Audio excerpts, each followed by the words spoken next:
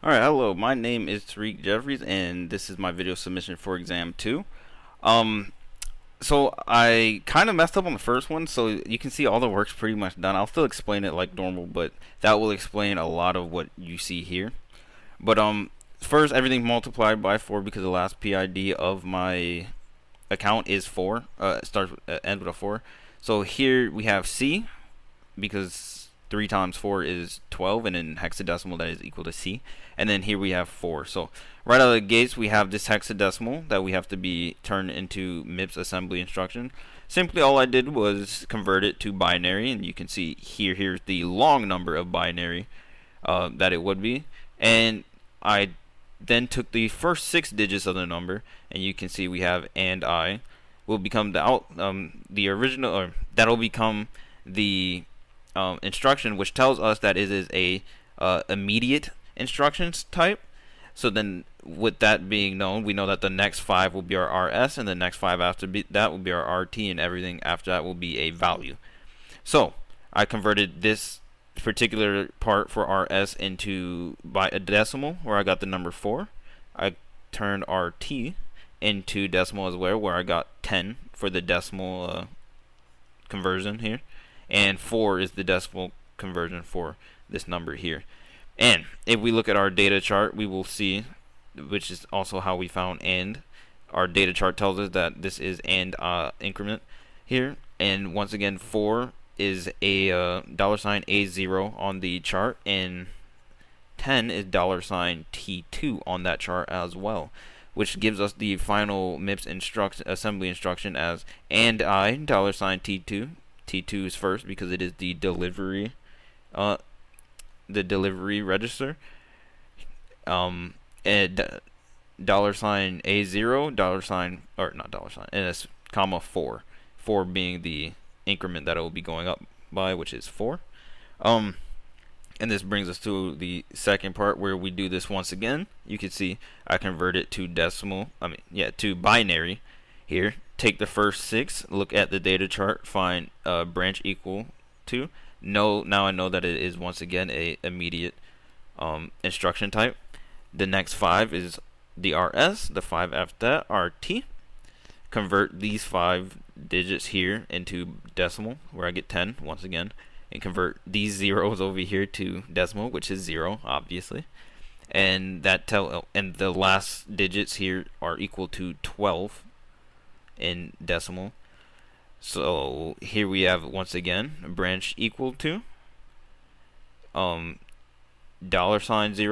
comma $T2, comma 12, which is our label. So somewhere in our program we have a 12 that is being referred to, that once this is true it'll refer to it.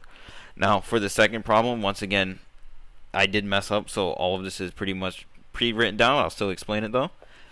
All of the highlighted numbers have been multiplied by 4, so we have 4 here, 8, 16, 12, and 12. Alright, so right out of the gate, I take the number of sets and multiply it by the energy, because we are looking for the energy to complete this execution. So that's 4 nanojoules times 2, because there are 2 read commands here. Nanojoules, because read are indeed worth 2 energy. And then once again with the branch, not with the branch, with the right, once again it is 2 nanojoule, because that is what we have. And then for our R, we multiply that by 5,000, because we're going to be doing that 5,000, adding 5,000 times, which will be 8 plus 8 plus 12, 8 power for the add, both adds, and then plus 12 for the branch command, which will give us 12, which will give us a number of exactly 140,000 and 10 nanojoules, which I convert to 140.01 microjoules. And then for the second part here, we have to calculate MIPS per megawatt. So once again, I take the 1 set, 2 reads, 1 write, and then multiply the add, and branch times 5,000. But this time we'll be using the CPI instead of the energy consumption, which gives us the answer of 32,313.30. 32,313,320, which I once again turn into seconds, which give me 33.31, and then here.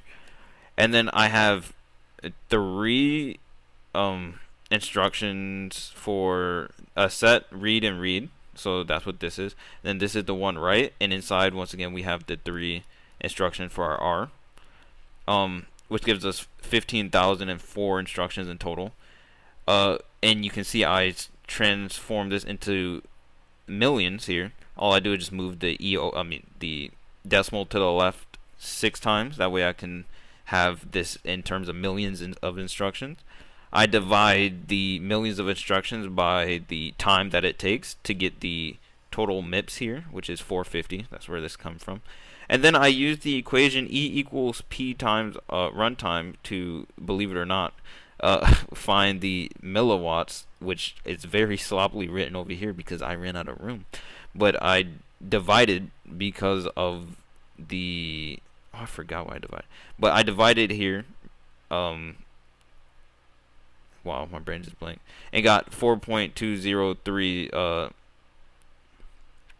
microwatts. Or milliwatts, sorry, milliwatts.